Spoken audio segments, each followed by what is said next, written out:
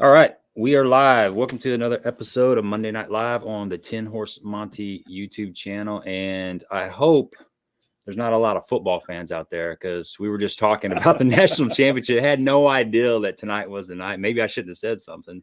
We'll give you guys updates. I got it pulled up on my phone. Okay. I don't have the game, but okay. It's so we're 17-7 right now, and I think it's going to be a blowout, honestly. So good. I hope it is a blowout one way or the other. That way people can come back over here and watch some good fishing stuff that's going on. So Mike, man, it's good to have you on here. Thanks for taking some time out of your evening and joining us to talk a little fishing this evening. You bet, man. It's good to do this. I think we've got together a couple times, and don't remember what we talked about every time we've been on, but we definitely got some stuff tonight. The subjects, that are, I mean, man, it's my favorite time to fish, my favorite baits to throw. I'm looking forward to talking RkCrawlers and McSticks and a few other little tricks that I throw in this time of the year and working into the spring. And we need to talk Andy's Custard. I got a little jingle for you. I was thinking today. You see, I've got my Andy's hat on. We'll be sporting Andy's all year this year. I see that. So I was thinking the best jackhammer is not in fishing; it's in Custard. That is true. I will have to agree with you. I will have to agree with you. Even though B Height and I are really good buddies, it's not always the best one to throw. Yeah, man, I've gotten sick eating Andy's. We got one in Cape Girardeau here. It's like 10 minutes from the house, and I get that Cookie Casanova or the Boot Daddy, or if I want something more mild, I just get the Snow Monster, which is just strawberries with a little bit of chocolate chip in there. That's kind of more of a that's mellow. Mild. That's more of a mild. Those boot. Dude, I love the seasonal stuff. I mean, the pumpkin deal during Thanksgiving was awesome. The strawberry shortcake. The hot apple pie deal. I mean, everything about it is unreal. I know I've had to really be careful since I got on with them. I've got to really watch how much of it I actually allow myself to eat. I got real in a habit of carrying it on the road. We would, have our Andy's frozen custard cut days and different things like that. And it's like, before you know it, it'll catch up with you. Yeah, it's definitely not a diet.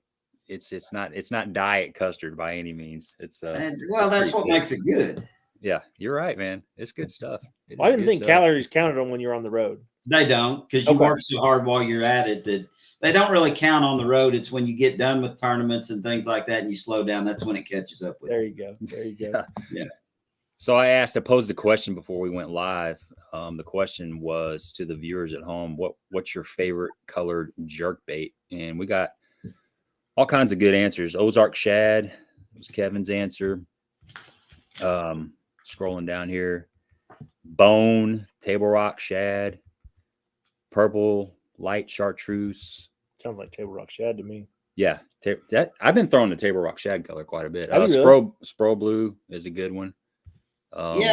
It's when it comes to colors, I mean, I used to have 2 or 3 that I would say were my favorites. I mean, Gray Ghost, Blue Bandit were probably 2 colors that I threw day in, day out, anywhere I went. And I know those maybe not showing up real good, but Gray Ghost and Blue Bandit.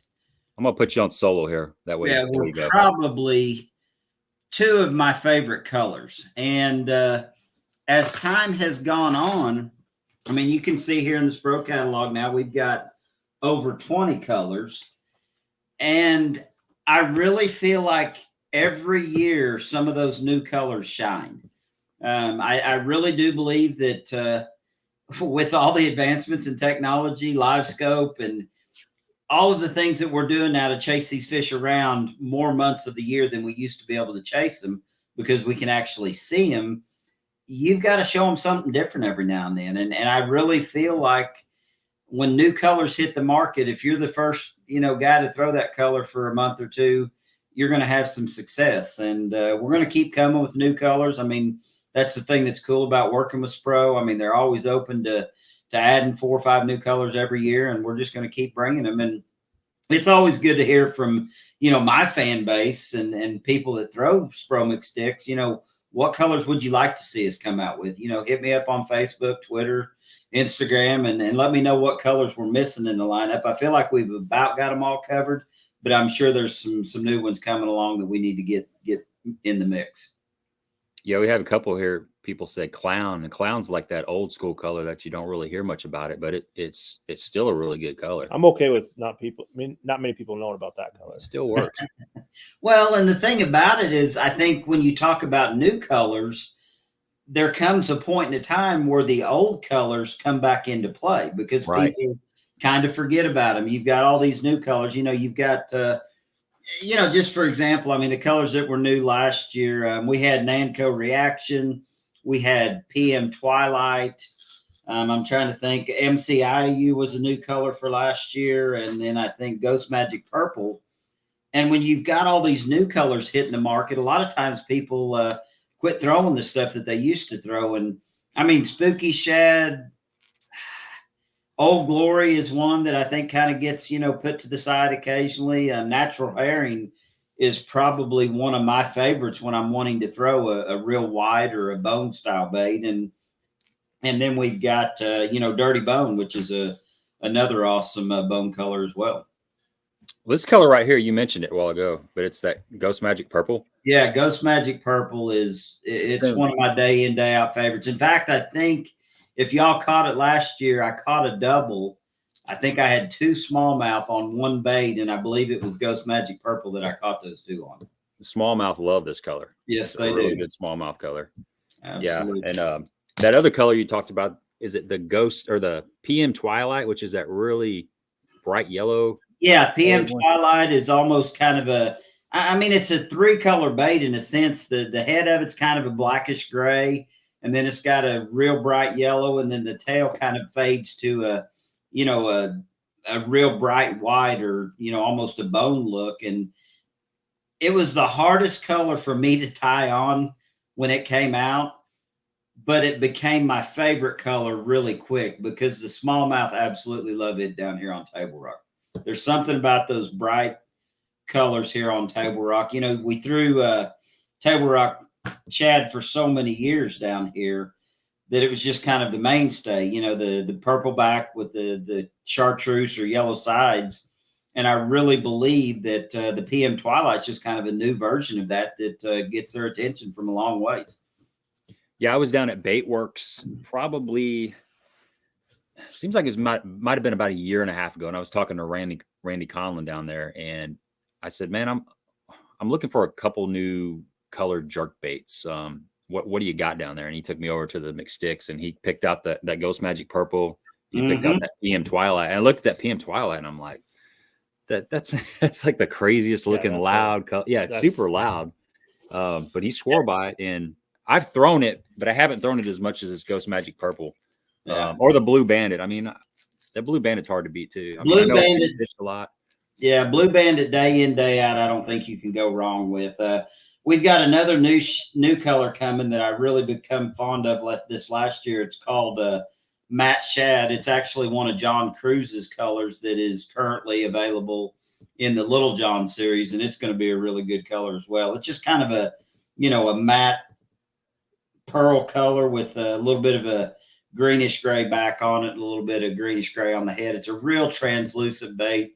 Going to be a super bait for, clear water, but it's got enough flash in it due to the matte finish that it'll even work in some off-colored water like Lake of the Ozarks, man.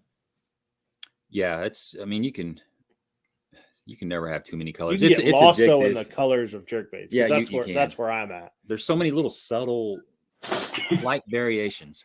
Well, and I mean, you're going to look in this box and you're going to say, well, there's colors in there that I currently don't have. I don't know if I can get this tilted up. You might want to go solo again, but this is the box of the new McStick 110+1s. Oh, yeah. And, some of these colors, usually when we prototype a new bait, we typically will throw some colors into the prototype that we're thinking about making new colors. And, you were talking about the PM Twilight. I mean, right there is PM Twilight. Hold it up just a little bit. Yeah, there it is. There you go. As you can see, it's I was looking at it instead of showing it to the camera, but you can see it's got a lot of color variation. It's got an fairly orange belly. You can't see it real well in that shot, but then the sides are somewhat translucent yellow, but they really flash hard when you've got good sunlight. And then there's a variety of colors that we're consistently working on. This is a kind of a unique little color. It's almost a clear bait, a little bit of purple on the back, some metal flake in it. So we're going to have new colors coming over the next couple years. But the addition of the 110+1 has been super exciting for me. It's been a bait that I have begged them to make, since we first built the 110, however many years ago that's been. And I think now with live scope and all of the changes that have come, the 110+1, finally came into its own. And it's going to be a bait that is going to be a phenomenal live scope bait. It's a bait that you can get down a little bit deeper than you can the 110. It's got a little bit wider action, and it's real easy to adjust, and I think you can look at this bait and probably tell I don't have factory hooks on it. And the reason for that is when I'm fishing colder water, I want to make sure that bait's suspending and not floating at all. So I upsize the hooks, I'll upsize split rings, just a variety of different things to get that bait to set and do what I want it to do in the water column. Yeah, that's one thing I've noticed about the McStick. I've got a ton of them, but I always I typically put a size 4 on that front hook to keep it down, because a lot of times it wants to like float up really, really slow. Just really slow, yeah. Yeah, if you put like a size 4 on that front, and you may have to go to a split ring. I've got one of these. I've got a little bit of lead. Yeah, so I've got a size 4 on that one in the front, and I put a little bit of lead there on the throat, and that right there gets it just perfect in the water. Of course, it depends on how cold the water is and stuff. But well, and to me, that is one of the biggest things that people that struggle to catch them on a jerkbait are overlooking. I know when I grew up fishing here on Table Rock, 40 years ago, it seems like now, which I guess it has been 40 years ago. We didn't have weighted jerkbaits. I mean, we bought floating Smithwick rogues and we drilled holes in them. We did whatever we could to get those baits to a neutral buoyancy aspect. And, with the advancements in technology and the ability for these companies to build baits to our specs now, the last thing we want a bait to do is sink when you get it out of the package. We would rather that bait float a little bit. So it's a lot easier to add weight to them than take away. And, just like you said, upsizing hooks, putting lead strips on them, suspend dots, whatever you want to do. Split rings, it's amazing how much difference you can make just upsizing the split rings on a bait. So all those little things are what I do to change up a bait to get it to set the water column the way I want it to set. And you made a good comment a while ago. I always start on the front hook when I am adding weight, because I want the bait to set nose down. When I stop it, when I jerk it, I want that bait to come to a rest nose down. And I think what that does is it allows you to get the bait a little bit deeper every time you start to work it. And it makes the bait dart a lot more. I mean, when it's setting completely level, when you jerk it, it wants to dive down, but when it's setting a little bit nose down, it will dart side to side a little bit more. And, you can even snap your rod up and you can get that bait to lift, and then it'll settle back in with the weight transfer system back to that nose down position. Good stuff. That's really good stuff right there. I'm probably telling way too much. No, that's what we do here. This is all about dropping the juice here. B Callis Jr. says, Mike, the new SPRO 110+1 McStick, when is the best time to throw that? The thing about it is, for so many years, jerkbaits were kind of put in this little category of being a cold water only bait. I mean, people didn't really talk about throwing a jerkbait that often other than the cold winter months of the year. And with live scope and forward facing sonar, it has opened our eyes up to the fact that a jerkbait is more effective than a lot of people gave it credit for. I think a lot of us that fished the tour started realizing this 8 or 10 years ago. I mean, you go back to the start of the Major League Fishing Cups. The very first Major League Fishing Cup I fished was in, I want to say, late August, maybe September, October on Lake Amistad. And I absolutely wrecked them down there on a jerkbait, late in the summer. It wasn't cold at all, but those fish were suspended in treetops. And and they were on bait balls. And I mean, a jerk bait was the most effective way to catch them. So when you talk about when is the best time to throw a specific jerk bait, it really depends on where the fish are sitting in the water column. You know, the 110+1, not only was it created to get deeper, but it was also created to have more action than the original 110. The 110 is really that cold water jerkbait. It swims really tight. It doesn't have a lot of action. And that's kind of what we all feel like the fish would rather see in the cold water temperatures. But the 110+1 allows you to still pull the bait if you want it to wiggle tight, but it is going to slash and move around a lot more when you jerk it. So it's really about, you know, figuring out where the shad are, what depth the fish are at to really determine which particular jerkbait you're going to throw in any situation. I mean, it isn't always that, you know, just because you're fishing deeper, you're going to throw the 110+1. Sometimes if you want a bait to get down and dig on the bottom, I'll go to a 110+1. I mean, I've seen a lot of times, and I know you have, being a Lake of the Ozarks guy, that a lot of times your jerkbait's hitting bottom when those fish eat it. And, you know, the 110+1 allows, you know, us like down here on Table Rock, when those smallmouth get out on those long gravel points early in the springtime, they may be 15, 18 foot out there. And when you can get that bait down and, you know, hit the bottom in 10, 12 foot of water, as you come off those pea gravel rolls, a lot of times you'll get their attention more so than a bait that's hovering way up above them. Yeah. So compared to the original McStick, the +1 is going to dive how much deeper? The 110+1, I think we have got rated, and it all depends on line size. You know, that brings up another point. Most of the time, I throw my jerk baits either on Sunline Crank FC, and the reason I do use the crank is it's a little bit more neutral buoyant than any other fluorocarbon you might use. You know, like the Sniper, for example, it's not as buoyant. It's going to actually sink in front of the bait. If you really want to keep the bait up, I mean, there's times that I go to Sunline Supernatural. And the thing about it is, you look here and I'm holding a spool of 16-pound Supernatural. There's times that I want to hold my bait up at a higher depth. I increase the line size to 14 or 16 pound, usually Supernatural, because that is going to keep the bait more at the level you want it to be at than anything you throw that is fluorocarbon based. So, and any line that I throw a jerk bait on, I want it to have some stretch. And that to me is why this Sunline Crank FC is the all-around best jerkbait and crankbait line you could possibly throw. I mean, I've thrown them all. I've thrown Sniper and Shooter and Supernatural, and I've even played with, you know, some of the other Sunlines that are available. And day in, day out, I just feel like the Crank FC is my choice when I'm throwing a jerkbait or a crankbait. That's very interesting, because I just had a conversation with my buddy Ron, and he bought some of that cranking line. He just spooled it up, and he's been kind of playing around with it. And I've seen it where a guy's throwing mono. Ron will throw mono a lot.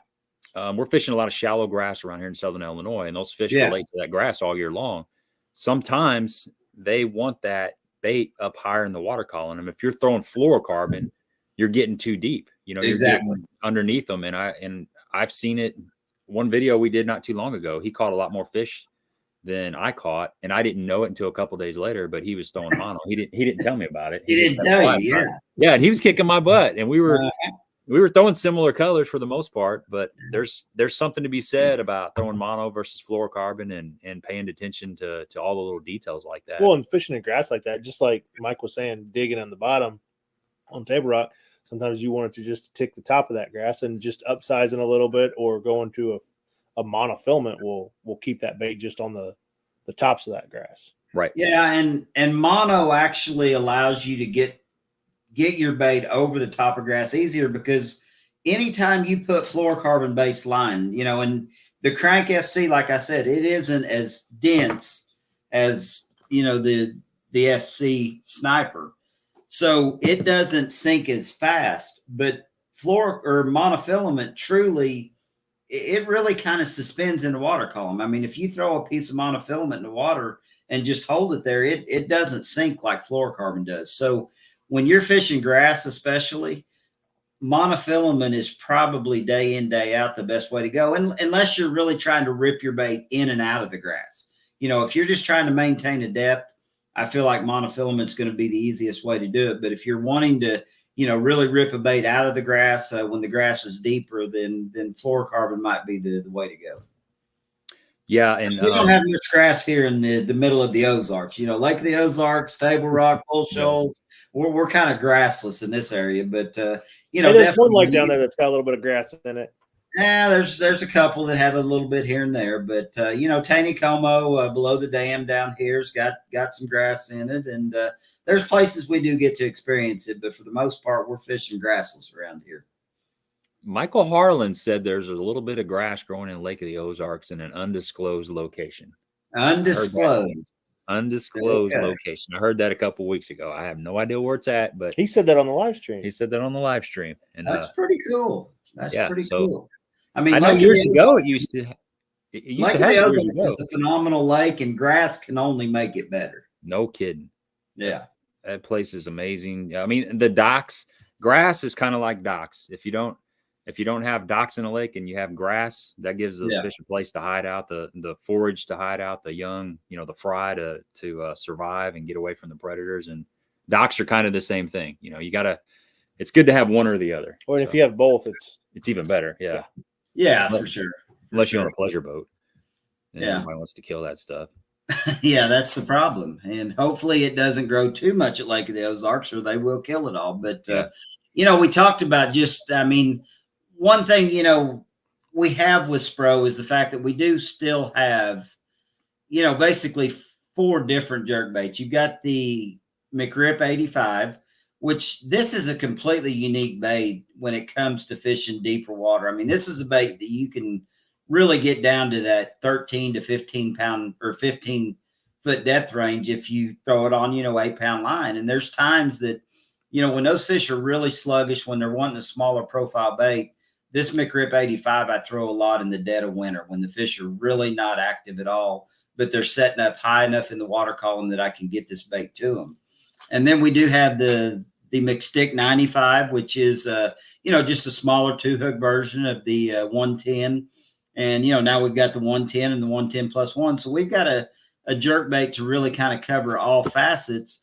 And then when you start talking about fishing grass, you've got the McStick 115, which is actually a floater diver. It's not built to suspend. So when you want to rip a bait over the top of grass, especially when those fish are really pushing up, getting ready to spawn, or they're just setting up, you know, on top of grass feeding, that McStick 115 is a bait that you've got to look into. And we are getting ready to add some new colors in it. That's one thing I think we've been lacking on the 115 is just the variety of colors. And there's definitely going to be an opportunity as time goes on for more colors to be available in that. I see now we've got a question, is there a stone cold McStick? And, you know, that's a color that we have not discussed in the McStick, but there's absolutely no reason why stone cold in a McStick wouldn't work. I mean, I may have to talk to him about that. I'm glad you brought that up, whoever the caller is. Hey, that floating minnow, man, that's a sleeper. That used to be back when I was fishing farm ponds and stuff. The old Rapala floating minnow was deadly. I mean, that was my go-to bait back in the day, just twitching that thing up, you know, around cover and stuff. I caught some really good fish on that. Well, there was a guy that I fished in East Tennessee with, and he was throwing a long A. Yeah.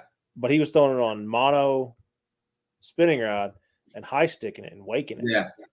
And now the 115, it will wake, but it is a tedious process. When we first developed the bait, I actually had some prototypes that were unbelievable when it comes to that style bait, but we didn't feel like that was the market we were trying to hit with that bait. And we ended up changing the bill angle on it a little bit. And, you know, it's a good twitch bait. If you've got spawning fish that, you know, or garden fry, you can twitch it over the top of beds, but it's more of a kind of a rip style bait, you know, something to get down there, put a lot of action in it and keep it floating up above, you know, the targets you're throwing at. It's good to throw down the side of boat docks. I mean, you know, it doesn't die, but about 3 or 4 foot deep. So if you're fishing down the side of boat docks and things like that, the 115 sometimes will get the job done if, the 110 or 110 plus 1 is getting too deep for the fish. Yeah, that's something you were touching on, suspending that jerkbait and using fluorocarbon versus mono. And that fluorocarbon, it does sink that bait. The longer you pause it, the more it's going to sink. I did some footage yesterday out on a local lake, and I had about 12 different jerkbaits, and I had the same rod. I had 10-pound fluorocarbon, and I casted them out, and I was using my live scope, pulling them down to see how deep each different one, dove to. I did a comparison video. It's going to come out sometime. I've got a lot of editing to do on it, but that'd be cool. It's amazing as you just watch that bait, that fluorocarbon starts sagging, and it starts slowly pulling that bait down. So that's another thing to remember when you're out there fishing is if you need that bait to get down there deeper, it's really popular when you're using forward-facing sonar or live scope to get that bait to get down there deeper. That's one way to do it is to put fluorocarbon on there and just let it do its thing. It's going to take a while. You got to be patient. It's like fishing a jig on a really tough day. You just got to let it just slowly sag down there, and it'll get down. That McStick, I was getting that McStick down there to 10, 11 foot, something like that. Just the original, the 110. Yep, just kind of letting it do its thing. I mean, it took a while to get down there, but you can get those baits down there pretty deep if you take your time on it. The one thing you bring up when you talk about that is there are actually days I feel like that we get too deep, and I think forward-facing sonar, the Garmin Live Scope, has really opened our eyes up to that. I know my success here on Table Rock the past couple years has really been focused around forward-facing sonar when it comes to throwing a jerkbait. And there's 2 or 3, there's a handful of things that I've noticed. Number one, we for so many years thought in the cold water you had to fish that bait extremely slow. I mean, you used to hear me talk about, letting that bait sit 30, 40 seconds at a time.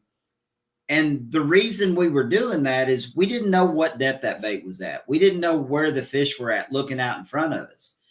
And I think the biggest thing that we were accomplishing is we were getting the bait to the depth the fish needed it to be at for them to react to the bait. Well, now with live scope, it's all about just getting the bait to the depth that's going to make the fish react. And generally, you always want to keep your bait above the bass when you're jerkbait fishing. I mean, I've seen days where if you get that bait right down in the middle of a group of fish, they have no interest in it at all. They may chase it a little bit or follow it, but they won't react to it and feed on it.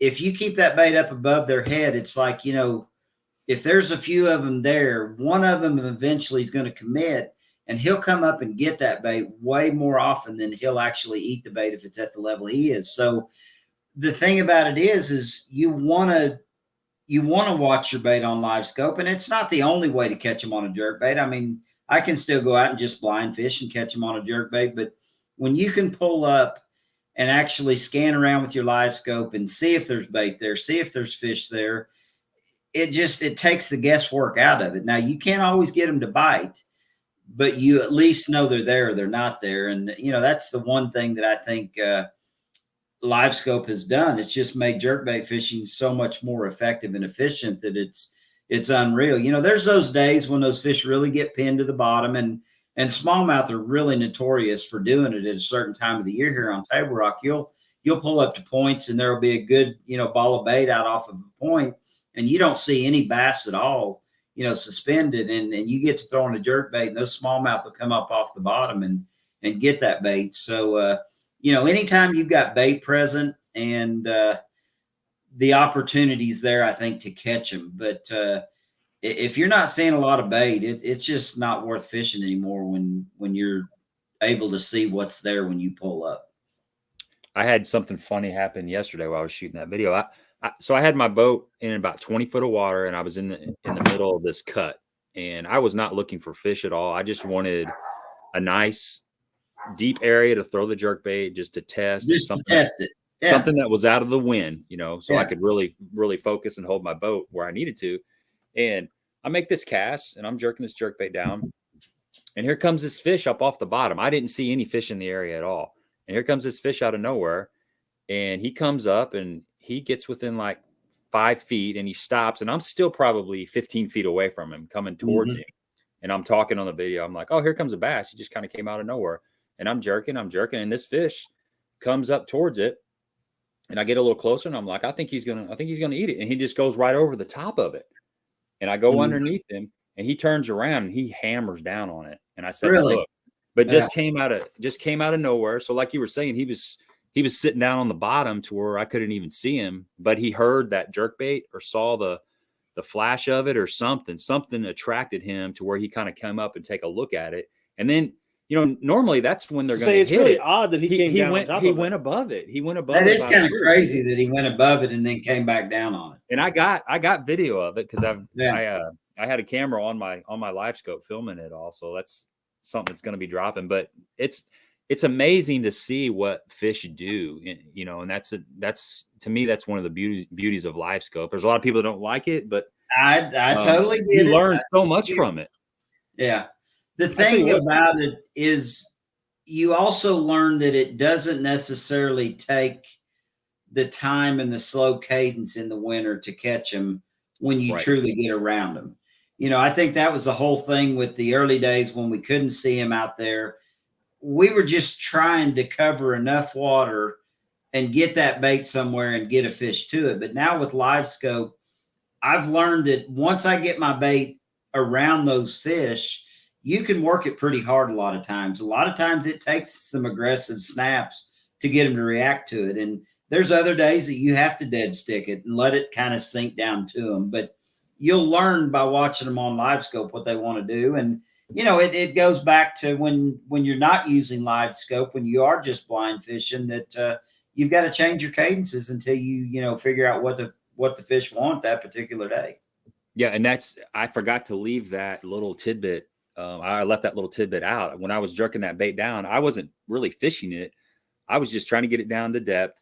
And then I was hitting it a couple times and I was waiting like 3 seconds and hitting it a couple times. Yeah. So I was working it pretty fast. The water was 42 degrees and you would think you probably need to work it a little bit slower, but on a 3-second pause and hitting it pretty hard, that fish came up and he had no problem taking it. So, well, and that's the main thing I've learned by fishing a jerkbait with live scope is you don't necessarily have to fish them as slow as we always thought for so many years. And that's probably the biggest misconception that we as anglers have had for all these years that we fished, is that you've got to fish super slow to catch them in the winter. And that's not necessarily true when you're around them. But I see another question here about using lead wire. I'm not a huge fan of lead wire. There are a lot of guys that still use it. And if you're in a pinch and you need to, add some weight to a bait really quick, lead wire is not a bad way to go. I feel like it impedes the action of the bait a little bit. I mean, to me, the hooks on this jerkbait almost become a part of that bait. When it's swimming in the water, those hooks kind of lay back and they actually kind of blend into the bait. Well, when you put lead wire on it, it just doesn't give that bait the freedom that it's got with the hooks on it. I mean, I'm throwing light wire Gamakatsu hooks on these baits. I very seldomly ever put a heavy wire treble hook on them. So, I want those hooks to be as natural looking as they can be. And on this bait, you can actually see I've got the bronze color on it, because generally on my shad colored baits, I'll throw the bronze, and on the baits that have a little bit more opaque finishes, I don't mind the black nickel, but I definitely change up from bronze to black nickel and, change that even just based on the way the bait looks in the water. When you're changing those hooks out, what size hooks are you going to? Like a 5 maybe? Or is that what generally the baits all come standard with number 5, just round bend Gamakatsu black nickel hooks on them. Like you said earlier, I very seldomly will ever go above a number 4 round bend Gamakatsu. It's occasionally I will use a 2X strong. Gami makes a 2X strong round bend hook. And if I'm throwing baits that just I feel like I need a little bit added weight, I will go to a number 4 2X strong Gamakatsu to get that bait to sink a little bit more. I mean, I like to sink a jerkbait when the water's really cold and the fish are really deep. It's amazing how far these fish will truly come. And that's the other thing that Live Scope has opened our eyes up to. I mean, I know the first year I was fishing with Live Scope on Table Rock, I won the Open here in 2017. And I caught a few fish on a jerkbait, but the majority of the fish I caught that spring, and this was, you know, totally pre-spawn, just after the fish were getting out of their winter patterns. I was throwing an underspin with a little Cabela's or a Bass Pro Shop. It's an XPS swim minnow. And I literally was watching fish come from 25 or 30 feet out of treetops to eat that underspin up underneath you like shad balls that would be up in 8 to 15 foot of water. So those fish were literally coming 25 or 30 feet to get a bait. So a lot of times it's, you know, just being aware that fish will come from a long ways, especially in these clear water situations, to get a bait. You don't have to put a bait right on top of them. You know this guy, Jay Beffa? Do what? Jay Beffa. Bear Horse. Yeah, Bear Horse and I played a little golf together this year. I'm not going to say he's got me pegged right as a pro golfer. I just happened to hit a pretty good shot or two that day. That sounds like a fun deal. It really is. That, but you know, Bass and Bob does a phenomenal job running that event. It's a cool event that, you know, all the Lake of the Ozarks and Table Rock guys, and, you know, I mean, we've got you know, Dan Moorhead and Terry Bolton and a handful of other, you know, touring pros have come up and fished it from time to time. I mean, it's one of those events that, as bad as I hate to say it, I'll miss deer hunting to go do that, because I love a challenge. I'm not a very good golfer, even though I did hit a few good shots that day. We actually won some money. We won money playing golf based on the way the scramble worked out, better than we did on the fishing side of it. So it was a fun event, and man, I had a blast playing golf with Dennis and his partner that day. It was a fun day. Yeah, I'll have to tell you how that works. Bethel was explaining to me how that all works. Is it that like Pro-Am? Yeah, it's like an auction thing. You bid a certain amount to fish with a certain person, and there's a lot of money that gets raised in that thing. it sounded like people are throwing money around left and right. Yeah. Phil says, I guess the deeper diving jerkbaits have taken place of the Spoonbill Rebel.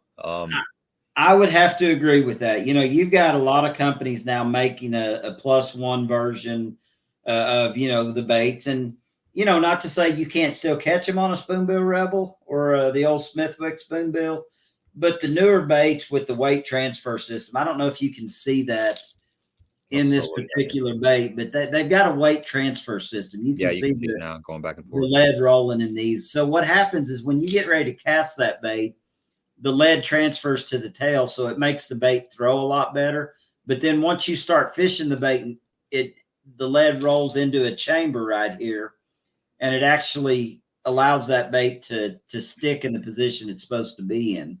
So, yeah, I would have to say that the newer versions, the McStick 110+1, and, you know, there's other ones on the market that other people throw, have definitely kind of overshadowed the old Spoonbill Rebels and things of that. What if you try to throw one of those old Spoonbills? It's tough, man. Or even just a Smithwick Rogue. They just windmill when you throw them. Well, it's tough. I mean, come on, let's be honest. When we're fishing in the wintertime, we're fishing usually in 10, 15, 20 mile an hour winds, and and we got gloves on. You so throw we don't one of have those into a headwind, and it's over. It's done. It might come back at you. That was one of the jerkbaits I tested yesterday, and I had 0 backlashes until I got to that one, and I knew it was coming. My first cast. Well, you're not used to it, right? No, it's so light. It just kind of wants to do this. And, I don't care how you do it. You're going to get a backlash. You know, you got to leave a lot of extra line out. Really, that's the whole key with the rope. What do you call that? A professional overrun? Professional overrun. That's what. Yeah, exactly. We all throw them. Any one of us that says we don't's lying. Yeah. I agree. And a lot of guys will use that old Spoonbill Rogue around laydowns because it's kind of got that. It's like it is a crankbait. A jerkbait basically is a crankbait, but it's got that really big bill, and it comes through that the wood a lot better than. Well, I was looking at that McStick 110+1, and I'm thinking that would come through the timber really well. Yeah, it looks like it would. Because basically what happens is when you pull this bait, it really goes nose down. So a lot of times when you get to a piece of wood, the bill catches it and it actually kicks the bait up and pulls it over. So yeah, anytime you're fishing around, you know, cedar trees, you know, brush piles that you know you want to get down and hit the top of, the 110+1 is going to be a better choice in those situations, just due to the fact that it's diving more nose down, and it generally will come up and over that stuff a little bit better. I mean, it's not snag free. I promise you, you're going to hang some of them and lose them, but yeah, you know, that's just part of fishing. Here's a question from Stephanie. She says, what rod do you throw a jerkbait on? A medium, heavy, etc.? What kind of action and length and stuff? You know, Jason, Christie, and I both throw Falcon rods, and we've worked with Falcon over the years to modify and change the jerkbait rods as different baits have been developed. You know, what we used to throw is probably not the same as what we throw today. I mean, the Falcon that Jason and I both throw, for the most part, as far as I know. I mean, I know I do. It's a 6/8, and I would call it a medium, maybe medium heavy. The rod's got a lot of backbone, but it's got a really soft tip. So, you know, I'd probably categorize it a little bit more of a, you know, a medium fast. And the thing about it is live scope has kind of changed, I guess, our ability to know when we're going to get a bite, and you don't typically maybe take a bait away from a fish as often as we used to, because, you know, we always wanted to throw a fairly limber rod, because, you know, before live scope, you had no idea when you were going to get a bite. And a lot of times when you would, you know, jerk or lean into them, you just had too much rod and you'd pull it away from them. But, you know, you're throwing little bitty light wire treble hooks on most of these jerk baits. You don't want a rod that's too heavy. So 6/8 I love as far as a length. You know, a lot of us used to throw 6/6s back in the earlier days, but you know, just the whole aspect of trying to make longer throws, reach out there farther to fish, the 6/8 is probably my day in, day out. It's just a Falcon. And the thing about it is Falcon makes a jerkbait rod in every model they build. You know, you can buy $100 jerkbait rod, or you can buy a jerkbait rod that's over 200. It just really depends on what you want to spend on one. And every one of them is a rod that I would be comfortable picking up throwing day to day. So, you know, Falcon makes a phenomenal rod, and that's what I've been throwing for nearly 20 years now. Yeah, that's, I was listening to a Bass Talk Live.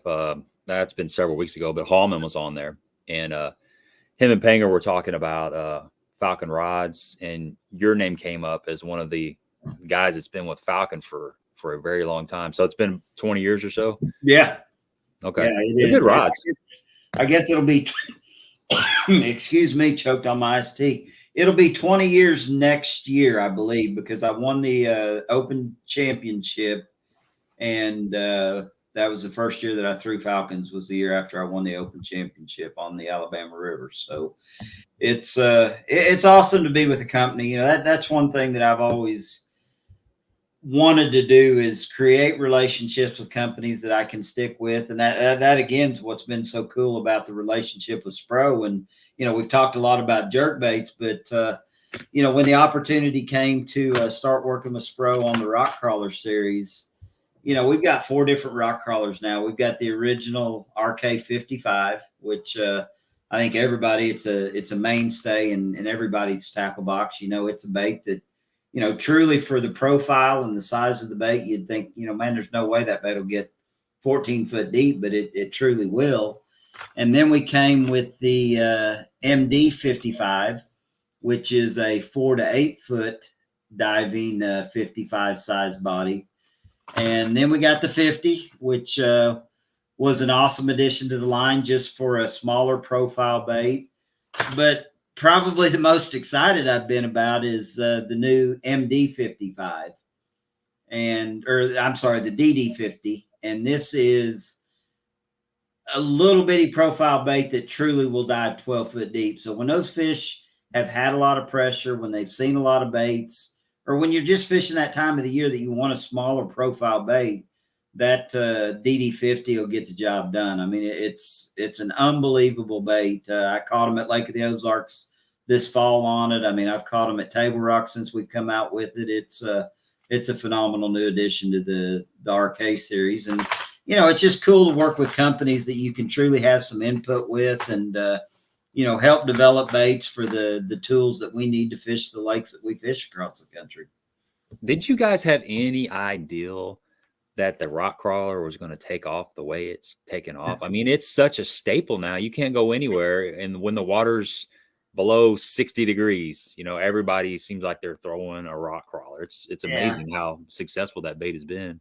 I mean, I really felt like it was something that I had to push for. In fact, I had prototypes of what was going to be the RkCrawler the year that I won the Elite Series event here on Table Rock. And I caught a majority of the fish that I caught in that Elite Series on a wiggle wart, but I had prototypes of the RkCrawler that we had been working on. I didn't have baits that were truly the right colors or, were really fishable baits. But I mean, I kept telling SPRO, I'm like, we need to build this bait. And everybody kind of thought that craze had come and gone. But when we finally hit the market with the RkCrawler after I won that event, SPRO's like, well, maybe we do need to build this bait, and there were some other anglers that had success on a wiggle wart and other similar style crankbaits. And the thing about it is just the way this bait came out of the mold, it actually got better than it was in the prototype state. And that usually doesn't happen. Usually you get a bait to the prototype state and you're like, this bait is where it needs to be. But the bait actually gained like 2 feet of depth from the prototype state to the molded bait state. And that was one of the biggest things is, we've never had a bait that small, that profile that will dive, 13, 14 foot deep. So to be able to reach those depths with a bait like that, we finally were reaching fish that have always been there that we just couldn't get to.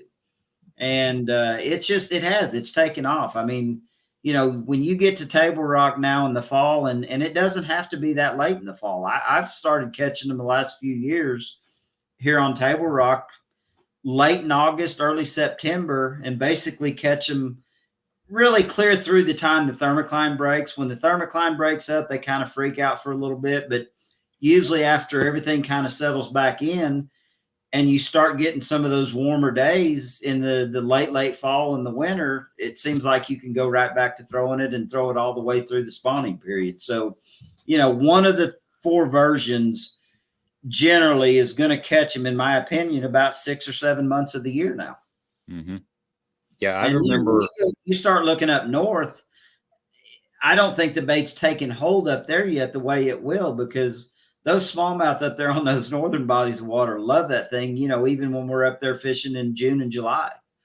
So it's a phenomenal bait across the country. California, it's amazing all the friends that I've made through Jared Littner out there in California that, constantly are texting me about, big bags of fish they're catching out there on Clear Lake and various lakes out there in California on it. So it's a bait that has taken hold pretty much border to border, coast to coast.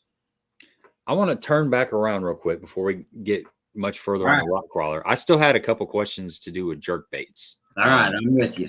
Okay, so I want to talk about choosing colors based on the conditions and the watercolor, because something that I've been struggling with a little bit, I've got my standard colors, but I think there's times when you might want a little bit of a certain other color mixed in there to maybe throw some flash or some contrast. And that's something I'm still learning as I spend more time in the water in the wintertime. I definitely agree with you. And that's something that I usually spend a lot of time, when I'm doing a seminar in a seminar environment, talking about is color. And, for so many years, I think a lot of us were always kind of taught, well, in dirty water, you want to throw chartreuse. In clear water, you want to throw more translucent colors. And that really isn't the case all of the time. I mean, to me, it's more about the watercolor, the wind conditions, and the amount of sunlight you're getting, as far as penetrating in the water. I mean, when you look at it, and this is the example I've always used, is generally in cold, muddy water, anything in the water, whether it's a bass, a brim, a shad, everything in the water column turns very white. So in dirty water, generally you're more opaque colors, colors like, Norman Flake, Dirty Bone, baits that are very opaque in color are going to work better in those dirty water conditions because the opaque colors will give off more flash regardless of how much sunlight is penetrating. Now, that is when, if I feel like I need to add flash, that's when I'm going to go to the baits more like Nanco Reaction or, baits that are chrome and foil colored to create that extra flash. And a lot of times just a simple color change on a particular day will make a difference. I know I used to struggle a lot in clear water because I would try to stick with the translucent colors all the time. But when you get a cloudy day on a clear water body, a lot of times you've got to go to those opaque colors or the brighter, flashier colors to generate bites. And just because the water's clear or dirty doesn't necessarily cornhole you into throwing, an opaque or translucent bait, because I've seen a lot of times that you just have to toy with different colors. But as a basic rule, the opaque colors, the colors that are more boldly painted, are better in the clear waters, in the dirtier water situations. And the clearer baits are going to work better on the clear, less windy days on the clear bodies of water. Do you have a Norman Flake? Do you have a jerkbait in Norman Flake you can show? Or something that would work in that dirty water like you're talking about? Well, I'm sitting here thinking, I grabbed one box of jerkbaits, and for some reason, I do not have a Norman Flake in this box. I'm going to have to go to the color chart to see what it is. I think this one is Deadly Black. This is a color. It's got a black back, which generally black is another good color in dirty water situations. It's got kind of goldish, you could even say a little bit iridescent sides. And then it has a boldly, painted belly on it. So, this would be a good example of a bait to throw in those dirtier water, especially when you've got a little bit of cloud cover in those dirty water situations. What color is that? I believe we named it Deadly Black, and it may be a color that is just hitting the scene. It is available in the 110+1, but I'm not 100% sure it's available in the other McSticks yet. Okay. Well, we talk about dirty water, Mike. How dirty is too dirty to throw a jerkbait? That's another thing that's really pretty interesting is I remember some events. Back when I was a youngster and just getting started tournament fishing, I threw a jerkbait in a lot of situations where people would call you crazy. I remember a specific event on the Washita River. The water clarity probably honestly wasn't a foot, maybe a foot and a half. And I was throwing a bone colored jerkbait. It of course wasn't a SPRO at that point in time, but I was throwing a bone colored jerkbait that had a chartreuse belly on it in dirty water. And the guy that I was fishing with just thought I was an idiot. And I actually caught, I think I had big bass in that event. And for a youngster, caught them pretty good on the Washita River when it was muddy and flooded. So I don't know that you can ever, do bass quit eating shad when the water gets dirty? No, it's just a matter of, matching the cadence that you need to throw. One thing about it we haven't really talked about is jerkbaits aren't silent. I think Gabe mentioned it earlier. He said that he felt like that fish heard or saw the jerkbait. A jerkbait makes some pretty good noise in the water. So when you're pulling that bait along and you're snapping it and popping it, it's got some noise appeal. So it's definitely not just a clear water bait. You guys that fish Lake of the Ozarks know as well as I do, you catch them in some pretty dirty water situations up there. And in my opinion, unless the water is just that fresh mud that you can't see a number 7 spinnerbait down 6 inches in, I don't know that you can say the water can be too dirty to catch them on a jerkbait. Well, you talked about LiveScope teaching us a lot about jerkbait fish and cadence and speed.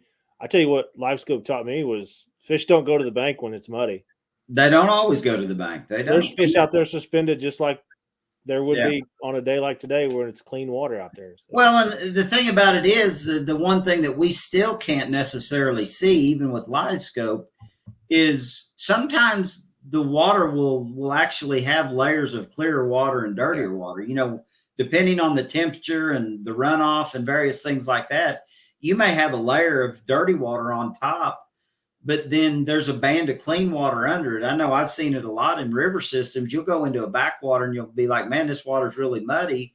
And you get up, you know, to a point where you're hitting your trolling motor and you see that green, clear water coming up from underneath that muddy water. So a lot of times the water isn't always. You have to keep that in mind as well. Here's a question from Hook Life. So he has it says, do you switch colors when they have the back hook? And he also says, isn't it a telltale sign to change colors when the bass are just barely getting the back hook? What's your thoughts on that?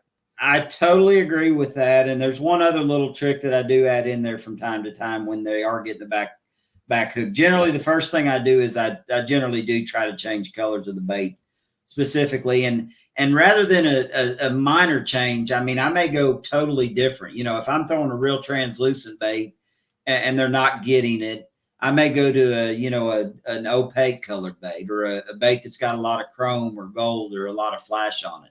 But the other thing that I do is if they're getting the back hook a lot, I will actually put a red Gamakatsu treble on the front of my bait. And again, when you put a red hook on a bait, I've tested it, I've played with it. It's unbelievable how when you put a red hook either on the front or the back, generally the fish will get that part of the bait. So if you're having trouble with those fish eating the tail hook, I definitely feel like a red hook can add just enough flash up there around the head of that bait to get them to eat it head first. And we all know if a fish eats a jerkbait head first, generally the other hooks are going to come around and hook him on the head or the side of the body, and your odds of landing them are generally a lot better. So red hooks, feathered treble. Gamakatsu makes an awesome feathered treble, and there's times when fish are not getting a jerkbait that I feel like putting a feathered treble will give them just something to key in on to, get the bait a little bit better if they're just slapping at it. So either feathered trebles or red trebles is generally what I do if I can't get them to do it with a simple color change. Okay. So what's your rule of thumb on belly color? Because we've kind of talked about what the fish are seeing from the side, the translucent and then some of the back, but a lot of times I feel like that belly color is just as important. What's your rule of thumb on that based on cloud conditions and watercolor and stuff?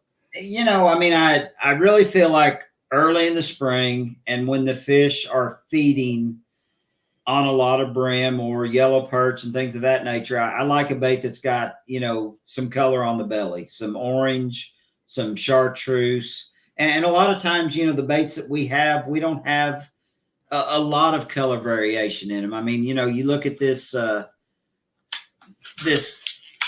gray ghost that I was talking about. It is a really translucent bait to look at it from the side, but it does have a touch of red on the nose and on the belly around the hook area. Mm-hmm. And, I definitely like a touch of color. I think the clearer the water is sometimes, the less of that you need. But the time of the year and the water temperature, I think, plays into that a little bit too. And the forage that the fish are feeding on. I mean, when they're feeding on shad, especially shad that are active and not weak and dying, I think a bait that's more translucent is better. But when you're faced with those situations where, you've got a shad kill or the shad aren't healthy, and you'll see shad, they'll really get red, around their gills and stuff. That's when color on the belly, I think, really makes a difference.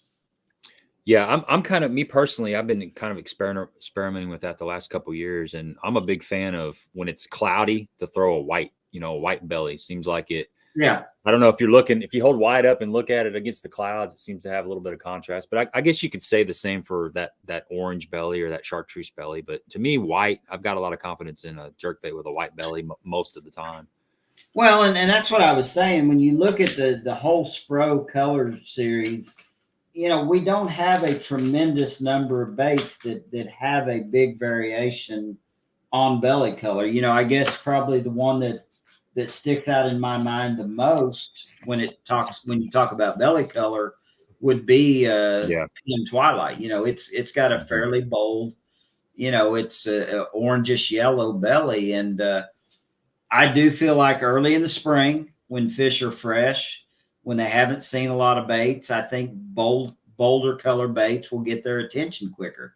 I think as those fish get a little bit more pressured, you tend to have to lay off that color a little bit as time goes on. But I mean, like you said, I mean, a white or a relatively translucent belly, in my opinion, is kind of a mainstay when you look across the board at jerkbait colors.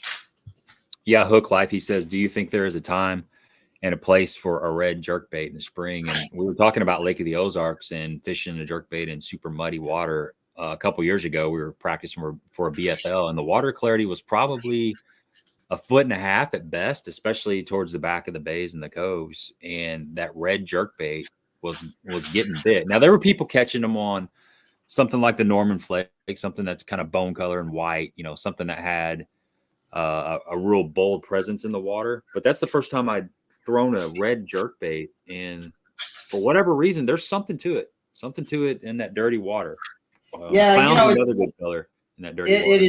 It is definitely something that we've talked about at SPRO. I mean, you know, we've got a lot of really cool red colors when you look at the, you know, the RkCrawler line, and you look at the Little John series of baits, and especially the rattling baits. We've got a lot of really cool Texas red type colors, and we have not made a red bait, and the thought process there is, well, is it going to sell to the masses?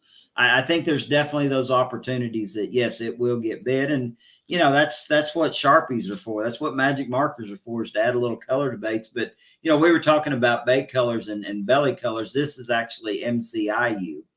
And, you know, it's a relatively translucent bait on the sides. You can see the weight transfer in it, so it is pretty translucent, but it's got a pretty bold chartreuse belly on it with a little bit of black and gold, you know, up around the shoulders of it. And you know, this has been a really good bait the last few years in dirty or clear water for me. You know, anytime you get into that dirty stained water or cloudy conditions, I think adding a little bit of gold is a big key. Gold reflects better with less sunlight than nickel does, or chrome.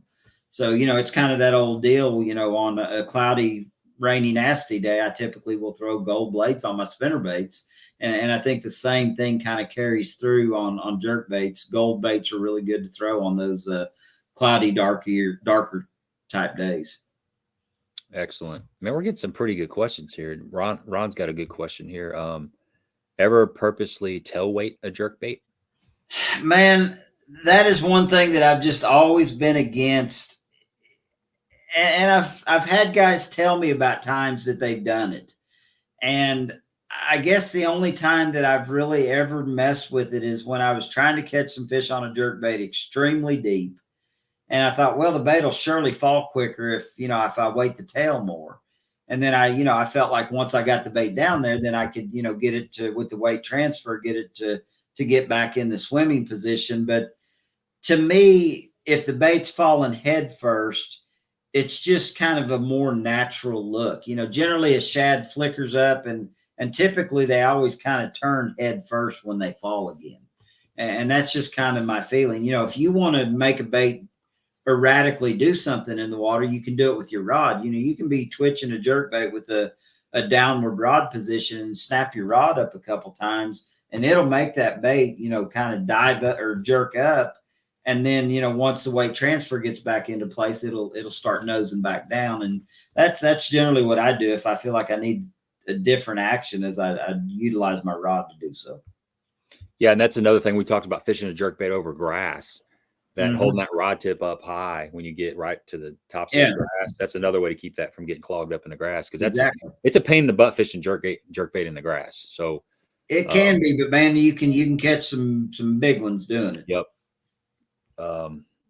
Another question: thoughts on oversized jerk baits in the spring and undersized jerk baits in the fall? We touched on that a little bit, but I definitely feel like, just from what we've discussed, and the trend in jerk baits the last probably for the last 10 or 12 years has kind of been you know, everybody is kind of set on that 110 size.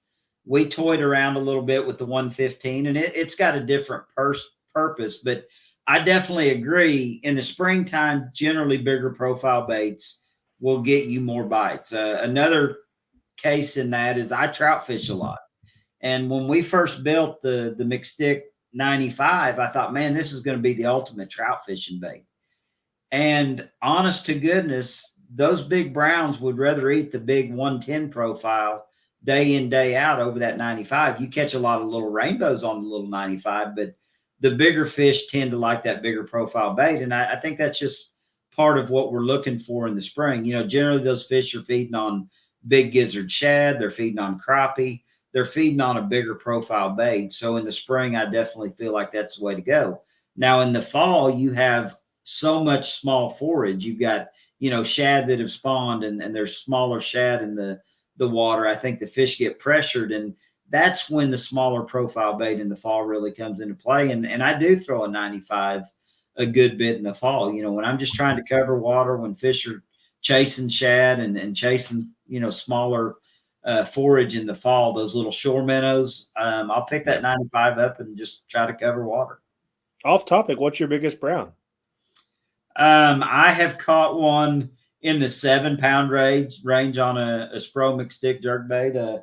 Actually, Old Glory is my day in, day out go-to when it comes to catching browns on a jerkbait. You know, I've got a lot of friends and buddies. My brother's caught a couple in the 14 to 17-pound range, but wow. It just seems like I don't spend enough time over there chasing them on the white to get that big one like some of them other guys have. Is that on the white or tanny? Generally on the white. I haven't really, even though I'm living up here at Table Rock now, I haven't started fishing Taneycomo for trout as much. I mean, Taneycomo is an unbelievable, you know, trout fishery as well as bass fishery, but most of the trout fishing we do down below Bull Shoals on the White River. Okay. Amen. I've had a lot of good times. We used to do an annual trip down there to Bull Shoals. Yeah. It's fun. A lot of good memories. We had a buddy that was a guide down there, and I couldn't get off work as quick as some of the guys I went with could, but anytime there was a shad kill and those shad were getting sucked through the dam, we'd get a phone call, and then they'd pack up and be down there within a day. Be down there below the dam, yeah. Yep. It gets crazy for a couple of days. Those browns, yeah, it does. Well, everything starts feeding up. Oh yeah, it's a blast. Yeah, and they catch, you know, but they catch some giants. I mean, Bill Babler, good friend of mine that guides here on Table Rock, caught. I think it ended up being the record rainbow just a couple years ago here on Taneycomo, and you know, there's good trout fishing and a jerkbait. Honestly, when I go trout fishing, I want the water to be generating, and I would just as soon throw a jerkbait as anything. If not, I'm going to be throwing a little D2 marabou jig, and I don't much care for dragging something on the bottom, you know, power bait and things like that. That really doesn't interest me a whole lot. Yeah, we floated a lot of marabou jigs. I always fly fished. Yeah. And we just float a marabou jig down through all that stuff. And it's fun, man. It's a good time. Fun. Yeah. Barry says, what's up, Barry? It's good to see you. I saw Barry at the sports show this weekend. How quick do you change color or size when the bite is slow? You know, everybody always kind of gives me a hard time because whether it's a RkCrawler or a jerkbait, I'm not that guy that's going to have one jerkbait laying on the deck. I mean, I'll generally, if I'm going out to catch them on a jerkbait, I'll have 4 rods rigged with jerkbaits. And, you know, I'll have a variety of colors. And, you know, especially now with live scope, I mean, if I pick up one color and make 2 or 3 throws and don't see those fish reacting on live scope to it, I'm going to immediately change colors because, you know, I really believe that colors will trigger bites at times when those fish aren't just really feeding up good. I do think something that we haven't talked about that made me think about that when I talk about having 4 or 5 rods on the deck.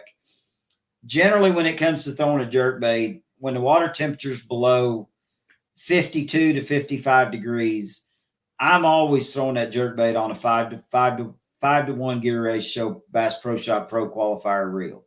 I just feel like that even though that I've learned that you can fish a jerkbait faster, you can control the bait a lot better, and you as an angler slow down a little bit more in those cold water situations when you're throwing a slower speed gear ratio reel. I mean, I don't even feel right throwing a jerk bait on a 7 or 8 to 1 gear ratio reel. It's going to be a 6-3 to 1 or a 5 to 1 gear ratio reel most of the time when I'm jerk bait fishing.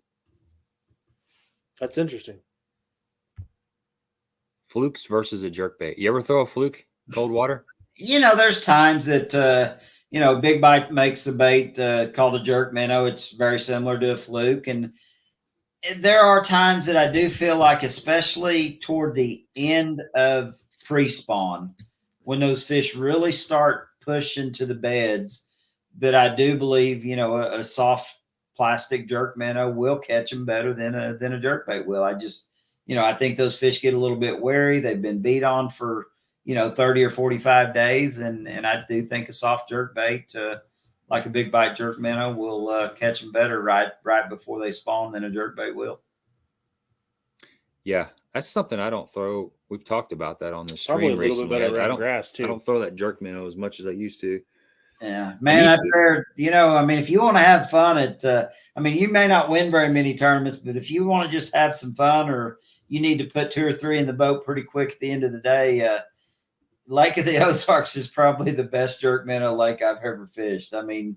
And most of the time they're going to be spots, but you can pull up to the end of those condo docks and some of those bigger community docks, and there's always a school of spots sitting out there on the outside of them that'll lead to a jerk minnow, it seems like. Heck yeah. I'll remember that, man, because a lot of times I'm fishing out of the back of the boat, and I need something matters. Exactly. I need something a little different every once in a while. Let's pivot back over to the RkCrawler so we can touch on that a little bit. I can't remember who it was. Oh, it was Jason Husky. I was talking to him at the sports show, and he sent me a text a while ago, and he said, make sure you ask Mike about how important it is to make a long cast, or how the cast distance affects, the crankbait, the RkCrawler on your retrieves and getting to the right depth. Yeah, the biggest thing, and all of these baits are rated at a certain depth, and those depths, of course, are, based on a fairly long cast. That's another thing about the Sunline Crank FC, is the simple fact that it may be the most supple line you've ever thrown. It's got that coating on it. It's got the PIon coating on it, so it makes it slicker.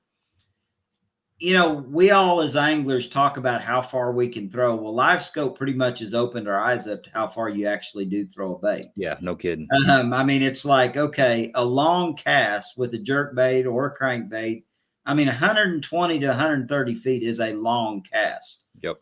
With a crankbait or a jerkbait, especially a jerkbait. A crankbait, you can fling that RkCrawler out there a little bit farther. But the depth range is really critical. The quicker you can get that bait down to its diving depth, you're just going to cover so much more water. And, there's times when you're throwing between docks and around docks that you're forced to make shorter throws. And again, that's why I think, the RkCrawler's been so successful, is because of the different depth diving ranges that we have with the 4 different baits. And, simply the fact that you can, Lake of the Ozarks, some of those docks that you're fishing between, it's pretty steep, coming off the bank in a lot of those situations. And you want a bait that'll get down quick. And the 55 will really do that. And the DD50 will do it as well. They dive extremely quick.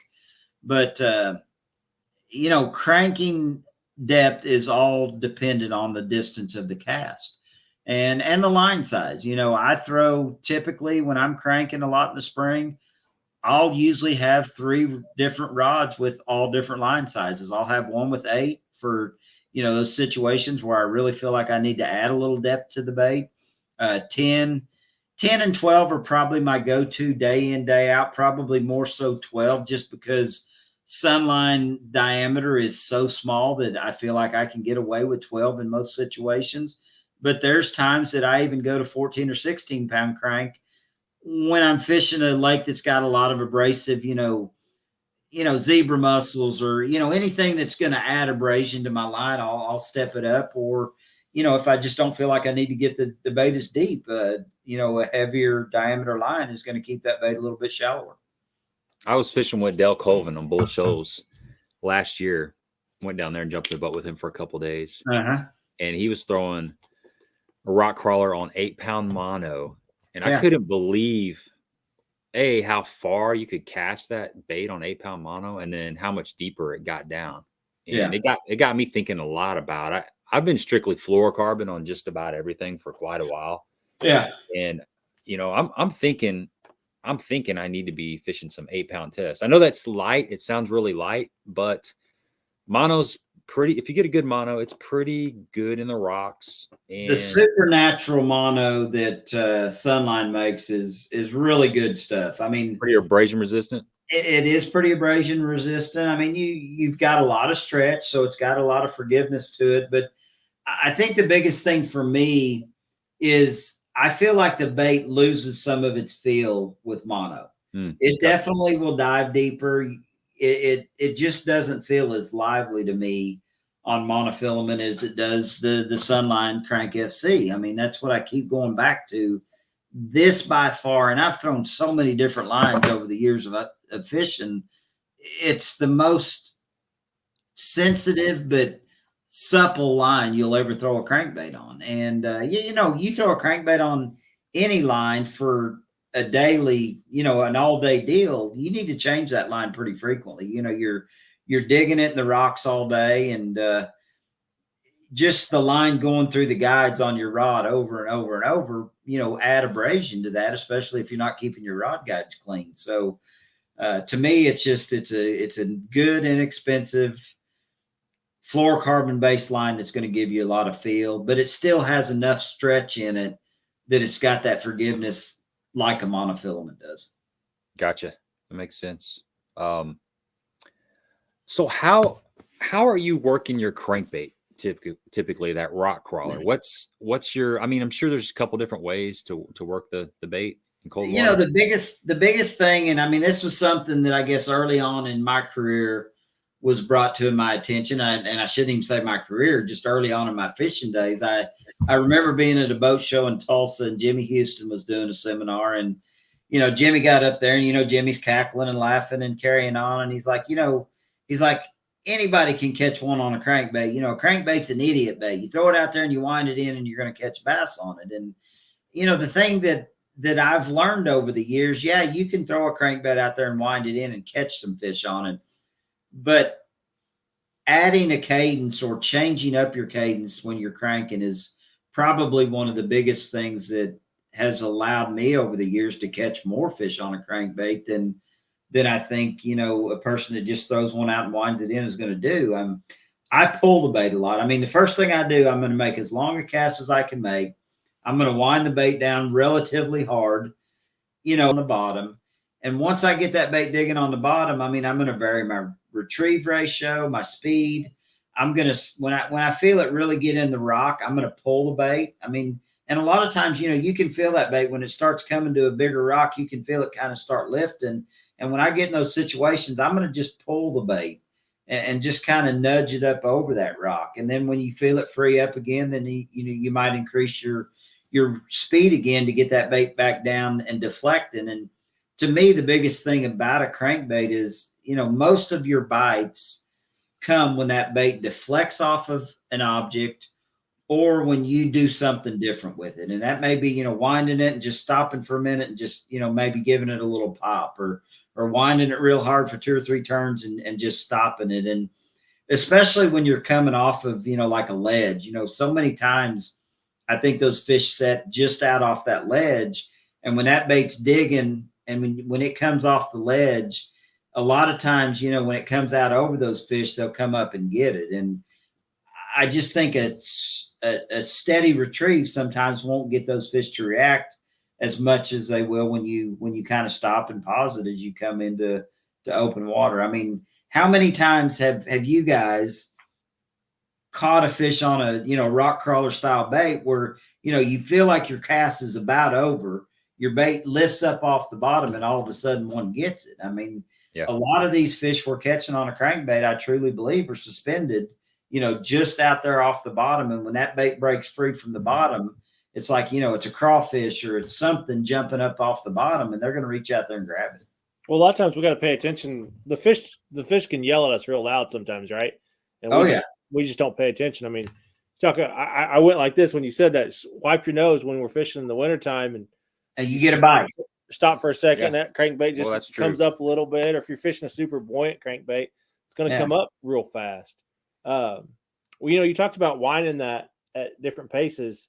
Are you slow gear ratio for cranking those rock crawlers? You know, the best example I can give you there is, you know, I think the older we get, sometimes the more often we get into habits. And you know, I had been fishing, I think, in a warmer environment. I'd been throwing my crankbaits on a 6-3-1 Bass Pro Shop Johnny Moore signature reel.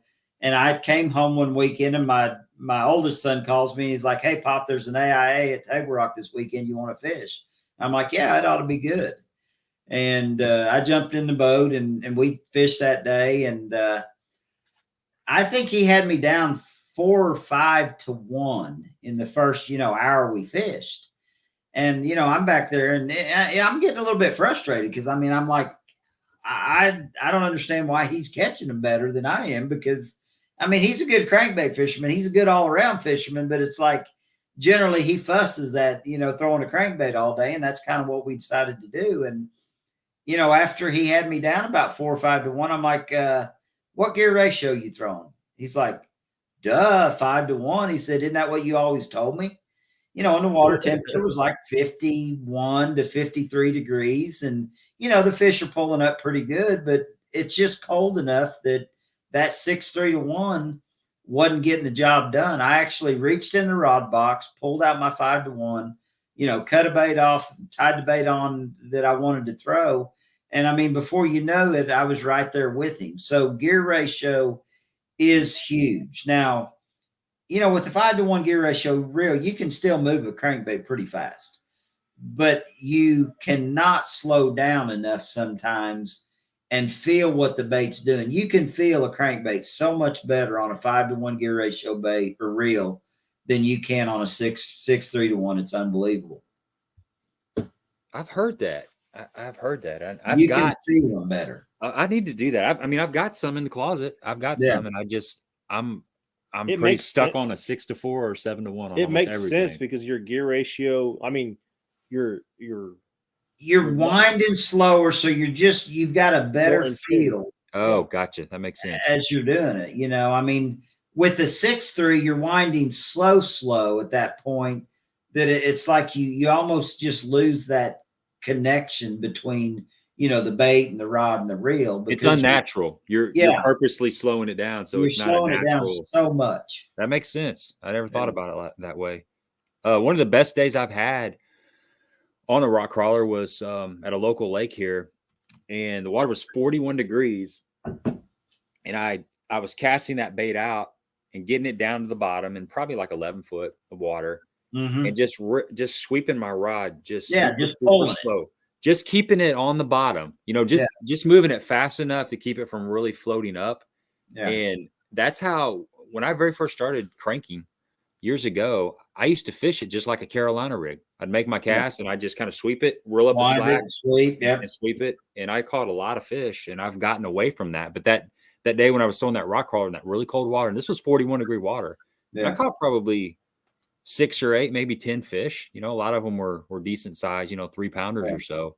But I remember that, how important it was to just feel that bait on the bottom, and just move it just enough to where I felt like it was staying right there, right on the bottom. Just maintaining contact. Maintaining contact. That's right. Yep. And that brings really digging it. That we did. We talked about it with you know, jerk baits, but if I want to take a little bit of the buoyancy out of any of the rock crawlers, I'll upsize the hooks on those as well. I mean, this bait will carry a number 4 just as well as it carries a number 5. It may slow the action of the bait down a little bit, but just that added weight that you give the bait, it decreases the buoyancy, so you can keep the bait down a little bit better. I have put a 2X strong on it when I really want to slow it down. And, you know, there's times if I want the tail end of the bait to free up, I'll put a smaller hook on the tail of the bait. And I won't ever go below a number 6. But if you put a smaller hook on the tail of the bait, it will actually give that tail a little bit more wag, because it just frees the bait up a little bit more. The hook isn't dragging the action of the bait down. But you know, it's built to come out of the package and catch them day in, day out. I mean, I know my son and I discuss that frequently. He likes to change out and go to EWG Gamakatsu style crankbait hooks. I personally feel like I catch them better on the round bends that come on them. But a lot of that. I was just going to ask you that. What's your? I just wrote that down so I wouldn't forget. What's your thoughts, EWG versus round bend? There are days that I think when the fish are really, really eating a bait well, that they'll just stay pinned better on an EWG. But I feel like an EWG doesn't give me the opportunity to catch some fish sometimes when they're not eating it well. I think a round bend, just the bend of the hook, if they're just nipping at it, that round bend will catch them better. And you know, if you're throwing the right action rod and the right you know, line and you've got your drag set right, man, I just don't lose that many on it. Where a lot of guys, you know, talk about losing a lot of fish on a crankbait. It's all about the rod, the line, and the you know, a lot of it's the gear ratio of your reel. I mean, you got a high speed reel, you just put too much pressure on them sometimes when you start winding them to the boat. I think for me that EWG, I like that around if I'm fishing around heavier cover. Yeah, it will hang less. Grass, wood, it just doesn't hang as much when you're going across it. But now, you will miss fish on it though. If they're not eating it well, you will miss fish. I've had some days where I was about to throw my rod in the water because I was cranking. Yep. And those fish were slapping at it. I think they were hitting it and letting it go because it was an EWG. It wasn't a round bend. I think that round bend just gets a little bit of their skin and they can't quite split it out as much. Well, with that round bend, I mean, if they get anywhere in the vicinity of it, it's going to get them. Yeah.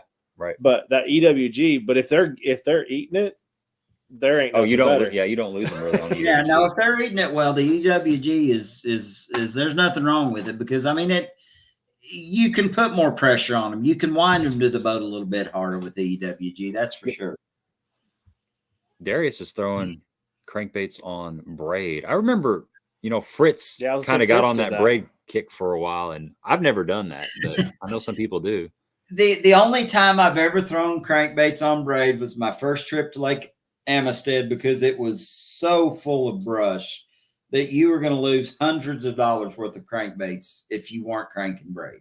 And, you know, with the right rod action and aggressive fish, I don't think it's a big deal. But when you start talking about fishing these clear water lakes and, you know, even the noise that braid makes, I mean, especially if you are throwing around, you know, cover it all. I mean, braid makes a lot of noise when it's coming through, you know, limbs and things like that. And I'm just not a fan of braided line and a crankbait. To me, braided line and treble hooks just don't mix real well.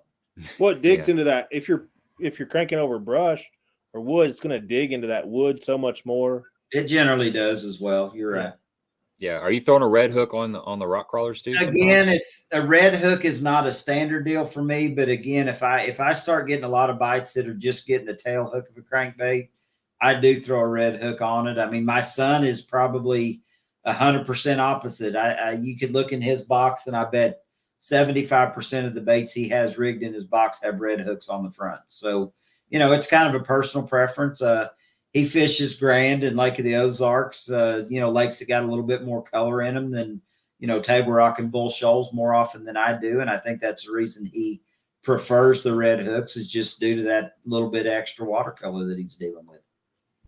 So give us 3 or 4 colors in the RkCrawler lineup that people need to have that's going to cover everything. Man, that's just it. I mean, you got too many good colors, man. You look at the RkCrawler line now, and I think we've got 3, 6, 9, 12, 15, 17. We've got like 25 colors in RkCrawlers now. I mean, there they all are in every color. I mean, I can look at this SPRO catalog, and I can truly say that I have caught them on every single RkCrawler color that we build. I mean, probably the one color, and it's just due to the fact that the forage we have in this general area doesn't really match it. The real perch is the least likely color I would throw in this region of the country, but once you get north enough that there's yellow perch, the real perch is a really good color. But you know, Red River Craw, you know, I kind of like to go against the grain a little bit. This was a Bass Pro Shop exclusive color for a couple years. It's called Red River Craw. It's kind of got a greenish brown back with, you know, kind of that translucent rosy red side. I know it's tough to kind of see it in that package, and it's got a fairly bold orange belly. It's probably day in, day out in the cold winter months of the year one of my favorite colors. Ozark Craw is a tremendous color. Yeah, that's a very popular color. Orange Craw is a good one. You know, it's the real phantom color with just a real translucent crawfish pattern to it. Olive Craw was absolutely unbelievable for me last fall on Table Rock. It was a new color last fall, and man, I caught more big smallmouth and largemouth on Olive Craw than probably any of the baits that I'd thrown for a while. But that stone cold color was worse than trying to find toilet paper during COVID. I mean, you could not find that color anywhere for a while. Yeah, stone cold has been, you know, one of those colors that everybody got on for a while. And you know, it seems like, you know, we were talking earlier about the cold water and the dingy water. You know, the colder the water gets, you know, when you catch a bass out of cold water, he usually doesn't have a lot of color because of the depth that he's at, and just the fact that they're not moving as much, especially when you get a lot of cloudy days in a row. And I think that's when that stone cold really shines, is, you know, in those colder months of the year. And but all of the reds, I mean, you know, red bug, Red River Craw, red craw. We've got a new color this year, Delta Craw. It's kind of a reddish orange blend. They've all got their time and place. I mean, I've caught them, you know, in super muddy water on a RkCrawler, and I've caught them in gin clear water on a RkCrawler. So I think we've got the color gamut pretty well covered right now, but we'll definitely keep adding colors as time goes on. Yeah, and it's, man, they're all, that's an addictive lineup because they all look really good. I've sat there in a you just store and looked at them all. You know, I'm sitting here looking at the catalog, and I'm trying to look at any of these baits and say, well, that one I really don't catch them on. But yeah, I mean, every one of them I look at. PB&J, as hard as it is to believe, PB&J is probably the color that I don't throw as often as any of the others. You know, even the shad colors, the sparkle shad, the cellmate. We've got one called Goby that to me is kind of a cross between a brim pattern and you know, shad, and you know, you get up north, it's got that Goby appearance to it. But nasty shad, I mean, there are times in the fall where they get on that shad color really good. I was going to ask you about new baits coming out by SPRO, and I was kind of just looking through Facebook earlier, and I saw the Outsider crankbait. I hadn't heard of that yet. So it's a really unique bait, and you know, one of the Johnston brothers, I believe, had a lot of input in designing that bait. And you know, essentially, it's a bait that by weighting the bait, it's weighted on the outside of the bait. It doesn't have any internal weighting in it. So essentially, it changes the action and the way that bait actually reacts in the water, because all of the weight is completely on the bottom of the bait. And I haven't got to throw the bait a lot, but I mean, I talked to one of the guys there at ICAST this year, and I mean, I can see the concept and why the bait has its place. But you know, that's the thing about SPRO. Again, they've hired a great conglomeration of pros. I mean, you know, John Cruz and Dean Rojas and Russ Lane, and now the Johnsons. I mean, we've got a group of guys, and you know, now with the new addition of the Chad Shad, I mean, the new swim bait that the guy that makes KGB swim baits has come on board with SPRO to help develop. I mean, it's SPRO's done a phenomenal job across the board, you know, in all lines of baits, in my opinion, over the past 10 or 15 years. I like this collaboration stuff that's been going on the past year or so. It's kind of neat to see a couple companies get together and, you know, come up with a bait. It's just, I don't know. It keeps everybody from being so not that they're cutthroat, but so separate. It's neat. Yeah, It's neat to see a couple I know what puppies you're kind of saying. come together. Yeah. You know, and I think that's kind of what SPRO has done with the way they've utilized it. And, you know, some people may know it and some may not. I mean, any of these baits that have come along in the era since SPRO started hiring, you know, the various pros that they hired, it's not a deal where we've got lure designers sitting in the background designing baits, giving them to us to throw and say, what do you think about this? Every pro has truly come to SPRO, you know, with a product and said, this is what I would like to build. And literally you have to make drawings of the bait. You have to show them the size and the scale and everything. You got a puppy. I saw a puppy. Honey, there's a skunk outside. There's a skunk outside. She's Don't let the dog outside. She did not get sprayed.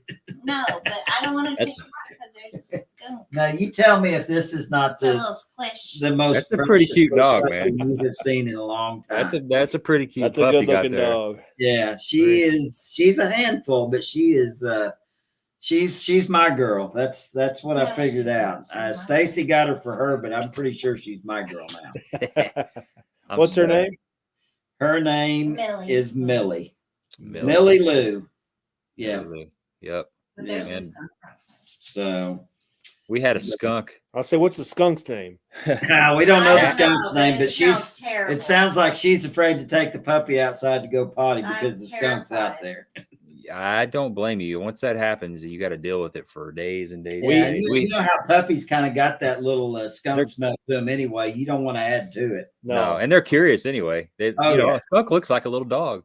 Perfect Yeah. to go out there and play with. Exactly. No, we live out in the country, so we. Yeah. I get that. It's never fails that our cameras outside will pick up a skunk about every third day walking through the yard. Yeah. So, Yeah. And it's one of those things. These little puppies are curious about everything. yeah. My neighbor's dog got tagged twice, I think, in the last year. So We don't need any of that. no. We definitely don't My need dog any. got tagged when we were camping. We were tent camping down at Montauk State Park, and in the middle of the night, they got it. A dog got in a fight. No, not this is Years ago. I can't remember that dog's name. Yeah, It was a little Sheltie, little small collie. Chemo was the dog's name. Anyway, it got in a little scuffle with that skunk, and that skunk just lit him up. And then, of course, the dog was scared, so he's wanting to come in the tent because it was scared. Yeah. And we're like, heck no, you ain't coming no. in this tent. And it took, I think my mom gave it a bath in tomato juice. I don't know where she got that idea. I have always said that. Yeah, tomato juice is supposed to neutralize it or something. It didn't really work though. I mean, Well, I Looks probably like a shouldn't. tomato. I probably shouldn't tell you this, but my wife told me that when she was younger and wilder and still living at home, that she was trying to sneak in the back door one night and got tagged by a skunk. And she said the tomato juice really doesn't work as good as people claim it does. that's what we discovered too. That's an Yeah. odor that just got to wear. You gotta off. wear, you gotta wear it off, man. You got to wear it off. What was it? Bang, smelly jelly, chompers. It's one of That those might things cover it up. It might. No, Yeah, no, that's one of those things that just got to wear off. smell like Yeah. an Italian skunk with that garlic. Yeah, indeed. Well, let's. I wanted to touch just a little bit on the Major League Fishing before we kind of start winding this down. I mean, I feel like we dove really deep into jerkbaits. I feel like we dove really deep into the RkCrawlers. I've been watching a lot of those cups. You mentioned the MLF cups and Mhm. YouTube. I guess MoTV, My Outdoors TV, has been releasing some of those cups on YouTube. Did you And- see any of the team events yet? No, I haven't seen those yet. I They have started not. airing the 1st of January. You need to catch up on those because by far as an angler, I mean, I love the cup format. I mean, going to a lake, no practice, not knowing where you were going to fish. To me, the cups were like the coolest thing that had come along in a long time. The every fish count format was all cool when you don't practice. But the new team format, I mean, I was actually teamed up this year with Wesley Strader and Scott Suggs. I mean, Oh, two Lord, anglers that sounds that I fun. have a huge amount of respect for and have known. You know, we all three started about the same time in life, and you know, we've known each other for years, and we absolutely had a blast fishing that cup team format, the General Tires team championship that we fished up there at, we fished in Minnesota. And if y'all haven't caught the team format Major League Fishing events, you need to watch some of those. But, this year I'm excited about what's going on. I'm frustrated. I did fall out of the Bass Pro Tour. I did not quite catch them good enough to requalify, but I'm looking forward to this year because I'm going to get back to fishing a lot of lakes with a 5-fish limit that I love to fish. I mean, I'm going to fish a bunch of Toyota series. I'm fishing the Major League Fishing Invitationals. We're coming to Lake of the Ozarks. Excuse me. We've got one over at Eufaula in Oklahoma. Haven't been there in a long time, but that's always been a cool lake to fish. And I'm looking forward to the Major League Fishing schedule this year. The Toyota series are already starting to fill up. I mean, you mentioned BFL's weekend series earlier. I mean, I think they had record fields all year last year in the weekend series events. So it's a lot of fun. And, I think Major League Fishing is doing a great job with the organization and the way they're running things right now. Yeah, a lot of those BFLs in the Ozark division, the first couple were 230 boats. Yeah, and that's just like unheard of anymore. Yeah. Yeah. How does that team format work?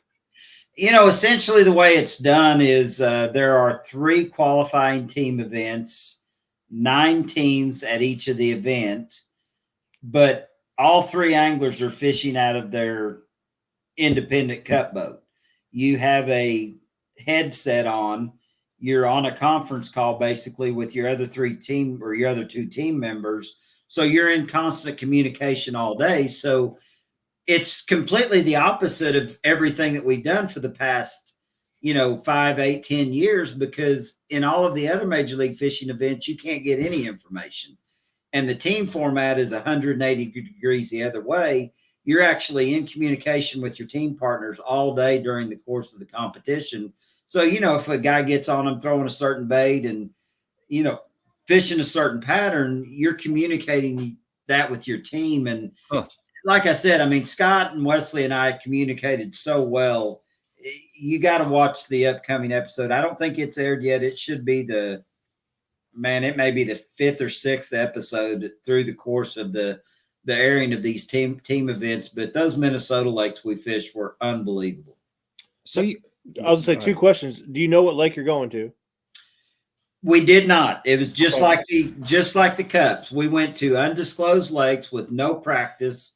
We had never seen the lake. Well, I think Suggs had been up there for a sponsor event and said he had actually spent a half a day on one of the lakes that we fished up there. Okay. So, I mean, it wasn't like anybody had any history. You can't research the lakes, but once the competition started, you communicated with your 2 teammates through the communication and you were on a conference call with them basically all day. Yeah. Now, Wesley seems like he could be all over the place. Wesley can be all over the place, but I mean, the thing about Wesley is he can catch them all over the place too. So, I was going to say, do you have a mute button just in case? Yeah, I did have to turn the volume down a time or 2, but when you're catching them, it's all good. That's right. That's right. It's all good. True. So you guys are all 3 fishing at the same time, communicating. Yeah, and you're fishing against 2 other teams per day. That's really so basically, cool. You've got 3 teams a day fishing for 6 days, and the winner of each round moved on to the General Tires Championship event that was held later in the year at a different location. Now, there was a team captain, right, that picked the team? Yeah, that basically Wesley was our team captain, and Suggs was his first pick. Him and Suggs hunt a lot and travel a lot together. So, of course, Suggs was his first pick. And when it got around to the 3rd round of picks, they did it just like a draft. They just went through a series of picks. And they kind of had me on the list, but they didn't think that they would get me. And, it kind of ended up being one of those deals where some of the guys tried to pick their buddies. And other guys totally went at it from a different aspect of trying to pick a guy for his specific strengths. And, the one thing about Wesley and Scott and I is we're all pretty versatile. And that's kind of what Wesley said, his main philosophy was he didn't want to pick a guy that was, going to be just kind of, a one-dimensional, which there's not very many anglers that are one-dimensional anymore, but, he wanted to try to get guys that were pretty versatile and knew that we would mesh well too. And I was just say, you guys got to get along too. Oh yeah, exactly. Huh, that's cool. Yeah, I'm looking forward to watching that. I didn't know that that's how that went down. I mean, I've heard a bunch about it, but I didn't know you guys were, all three fishing the same time, and you could communicate and talk about the patterns. Is it a 5 fish or catch, weigh, and release? It was catch, weigh, and release. Every fish counts. So you can only imagine.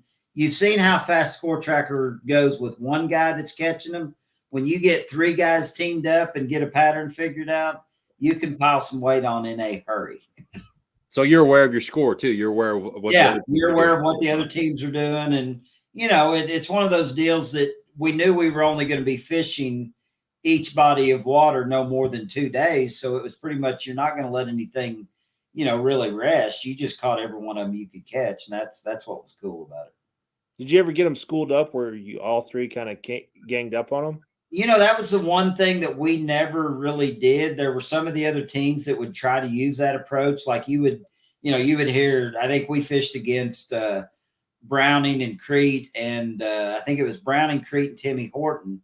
And I forget which one of them it was, but one of them started catching them, and you see the other 2 guys running to where they were.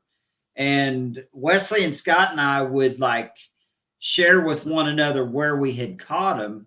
And then one of the other guys would go back at a later time and fish the same area or the same stretch, but we never really just got in an area and just tried to work it over. Well, I could see both strategies working. If you're really catching them and they're schooling and you got a monster school of them, you can kind of defend that ledge too. Or whatever, I mean, if you were at a Kentucky lake back in the the heyday, you could have just mowed them down. Yeah, which. The one advantage that we had was we had all been up to Mille Lacs for the final, I guess it was the final Bass Pro Tour of the year. And then we had a sponsor event that all 3 of us had to do. And we actually we had like a 5-day window between the sponsor event and the actual the General Tire team event.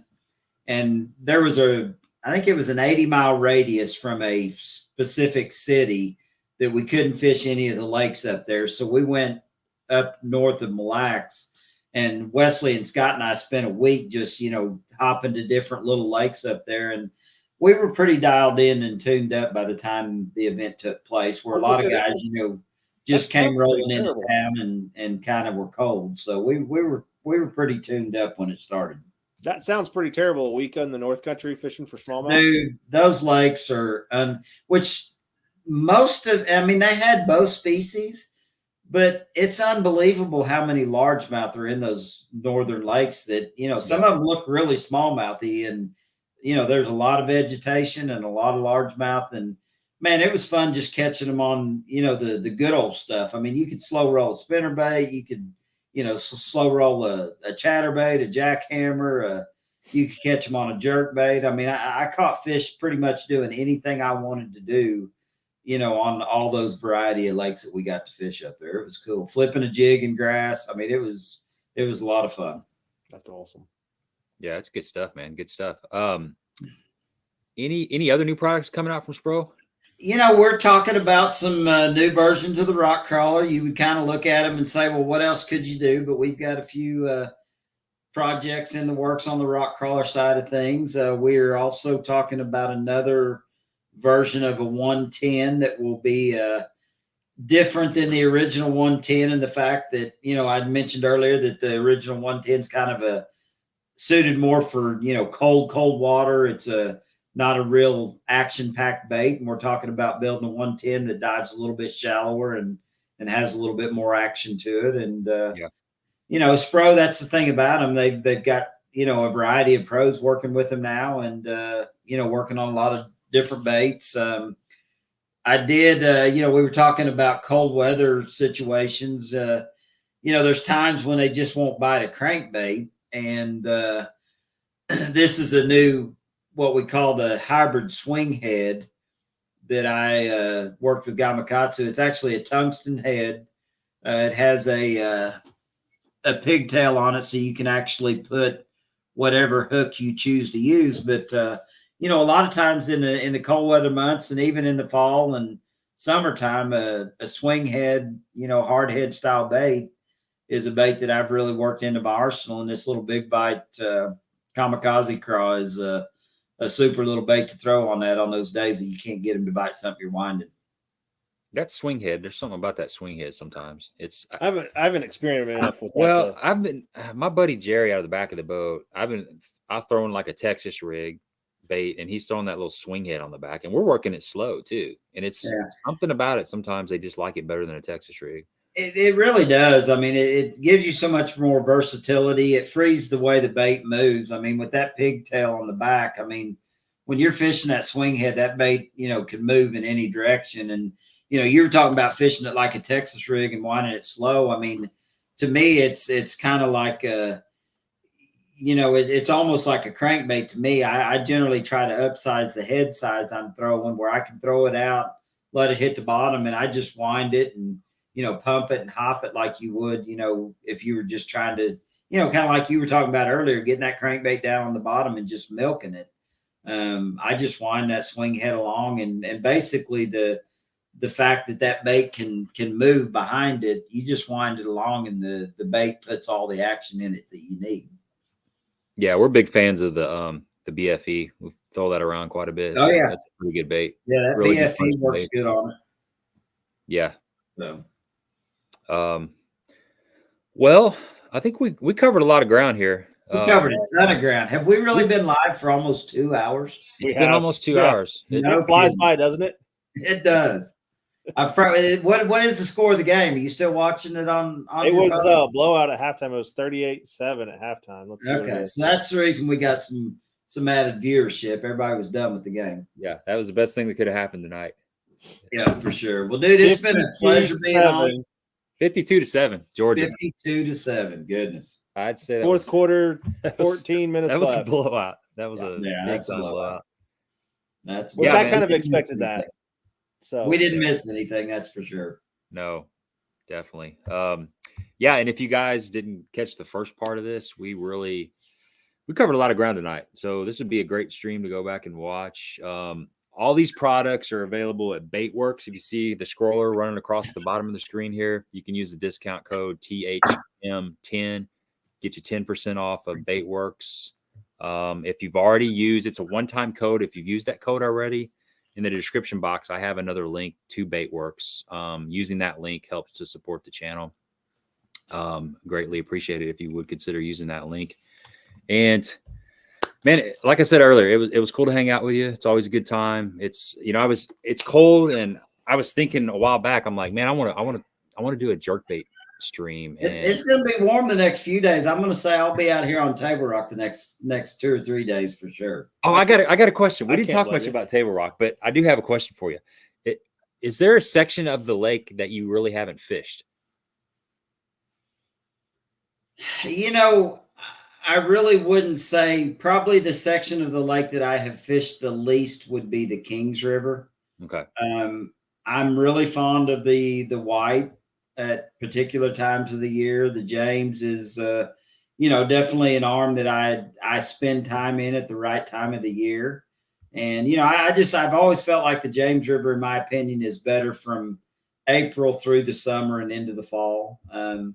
The white, I think, just due to the fact that it's the tail race coming out of Beaver, seems to be the arm of the lake that turns on earliest in the spring. And the last few years with me living up here on Table Rock, it's really opened my eyes up to the fact that, I mean, you can catch them down here on the lower end of the lake pretty much year round. And it's hard to drive 45 minutes somewhere else when I can put the boat in right here below the house and catch them right here on the lower section of the lake. So, you know, Long Creek, I spent a lot of time in as a youngster, and the lake's full of fish. I mean, I definitely have seen, living here the last 4 years, that I always thought there was huge resident fish in all sections of the lake.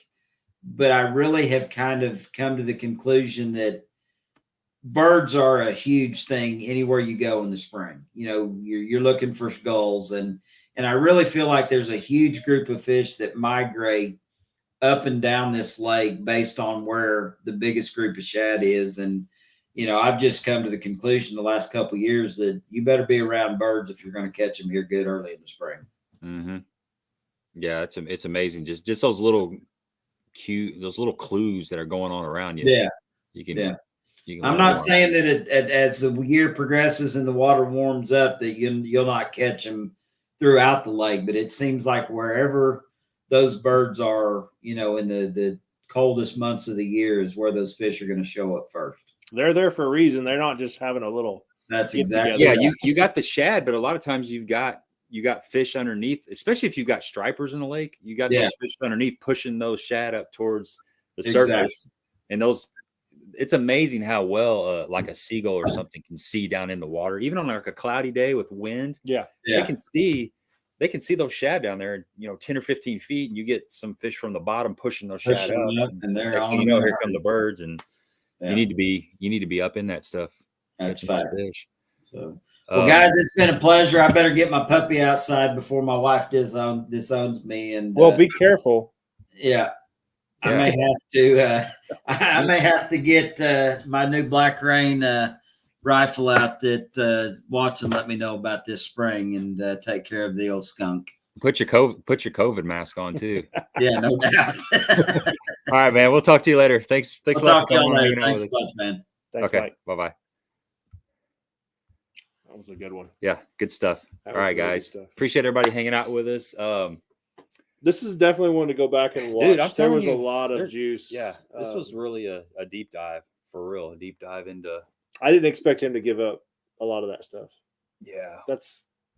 I've been working on that jerkbait game. I mean, I'm decent at it, but guys, somebody like that's been throwing a jerkbait back when they even had to weight them before they had suspended jerkbaits. You used to take those old. There wasn't a weight transfer system. No, it was a drill your hole and make your own. Yeah, and Doug from Trieve was talking about wrapping that soldering wire around the hook. That was another way that they had to do it. Have you ever drilled into crankbaits? No, but I fished with a guy several years ago. I can't remember his last name, but he bought 50 shad wraps. Yeah, you were talking about that in like one color and 50 more in another color. I can't remember the colors exactly. Right. And he would put them on a drill press, and he would drill right into the throat and put a certain size BB in there to get them suspended, and then he'd epoxy them. But he freaked the lady out at Cabela's. He called her and he ordered 100 shad wraps. And she didn't believe him, and he's like, "I'm serious. I want 50 in this color, 50 in that color." So hey, that's no different than ordering 100 pack of Cincos. I mean, that's true. That's true. So next week we don't have anything lined up, but in the future we've got a couple really good streams coming down the pipe. Jeremy Lawyer is going to be on in 2 weeks. Jeremy is Ozark area stud. Well, he's a Ozark regional national guy. Yeah. I remember hearing about him when he won the All-American on Barkley. In Little River. That was a really good stream. I've been watching a lot of those old FLW streams. It's pretty good stuff. And then we've got Taylor Watkins coming up in about 3 weeks. MPFL AOY 2 years in a row. Just bought a mega bait company, or a mega custom baits out of Lake of the Ozarks area. We're just trying to compete with you, Rich. Yeah, no kidding. So yeah, we got some good stuff working. I'm working on some other stuff too. It's just it's been cool getting all these guests. This is a good time to get guests. Not a lot of people are fishing. Hunting season's kind of winding for the most. Yep. I mean, there's some ducks flying around stuff. But... duck season just finished up yesterday. Okay, so there's a month and a half where starts or ends the 15th of this month in Missouri at least.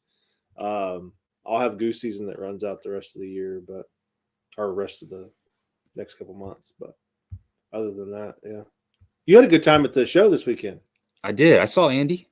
Yep, talked to Andy. I wish I could have made it up there. It was fun. You would have enjoyed it. I wish you would have went with us. So the only reason I didn't go is because we got that rain last week, and it opened up like our absolute favorite hunting spot. Okay. And it wasn't as good as we were expecting, but if I didn't go, I would have kicked myself, like not knowing if it was going to be good or not. So It I was, wish, it I was, wish I would have went. it was really fun. I mean, I met a lot of people that were familiar with the channel. That was kind of overwhelming. People were constantly coming up and saying hi, which was really cool to meet some of the people. Some of the, like Andy, I mean, a lot of them you know through the stream. Exactly. But And I I got never to put, actually met them. there were several faces to names type of situations, and that was really cool. And then I got to talk to went by and talked to Trey Harple and Chris at Omega. Got to meet Taylor. I talked to Joey and Jason at the Crocagator booth. Apex Tackle, you know, Tom Lloyd Jr. was there, and Brian Tracy. I talked to those guys for a little bit, and it was cool. It was like each little area there was somebody that I recognized, and it was really fun. I don't know if this is a good comment or bad comment. So are you saying our information was not good enough to listen to? I got some editing to do too, Rich. Man. No, that means he stayed on with us for a while, long enough to get a video. Okay. And that the game sucked. So, see, like you said earlier, Rich, that was probably the best thing that could happen tonight. It was a good stream. It was better than I thought when I left dinner and saw the game that was on. Yeah, you never know. Or that's the tough thing about Monday nights is we're competing with Monday Night Football. We're competing with these, you know, these championship games, and it's cool that people showed up, man. We really appreciate that. So that's it. We're gonna wrap this up. Thanks for hanging out with us, and we will see you next week. Same place, same time. See you.